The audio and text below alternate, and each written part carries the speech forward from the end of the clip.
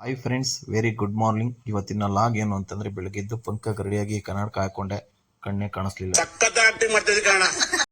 ಹಂಗೆ ಹೊರಡ್ಬೇಕಾದ್ರೆ helmet ಮರೆದ್ಬಿಟ್ಟಿದೆ. Helmet ಎತ್ಕೊಂಡು ಮತ್ತೆ ನನ್ನ ಕರಿನ ಸ್ಟಾರ್ಟ್ ಮಾಡ್ಕೊಂಡೆ.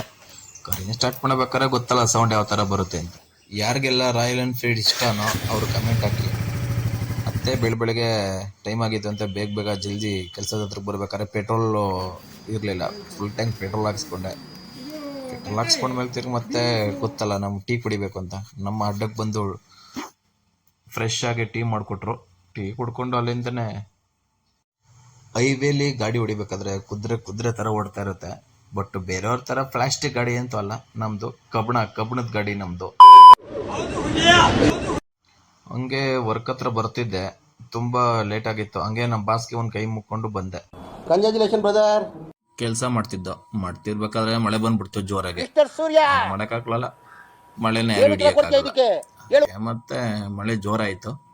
ನಾವು ವರ್ಕ್ ಸ್ಟಾಪ್ ಮಾಡ್ದೋ, ಇನ್ನೇನು ಮಾಡೋಕ್ಕಾಗಲ್ಲ ಅಂತ.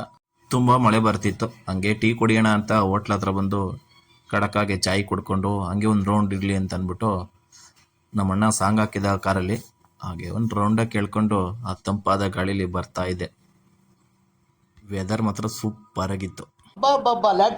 ನಮ್ಮ ಕರಿನ್ ಜೊತೆ ಬರಬೇಕಾದ್ರೆ ತುಂಬ ಮಳೆ ಇತ್ತು. ಆದ ಕಾರಣದಿಂದ ನಾನು ಜರ್ಕಿನ್ ಹಾಕೊಂಡೆ. ಇವತ್ತಿನ ಮಿನಿ ಲಾಗನ್ನ ಮುಗಿಸ್ತಾ ಇದ್ದೀನಿ.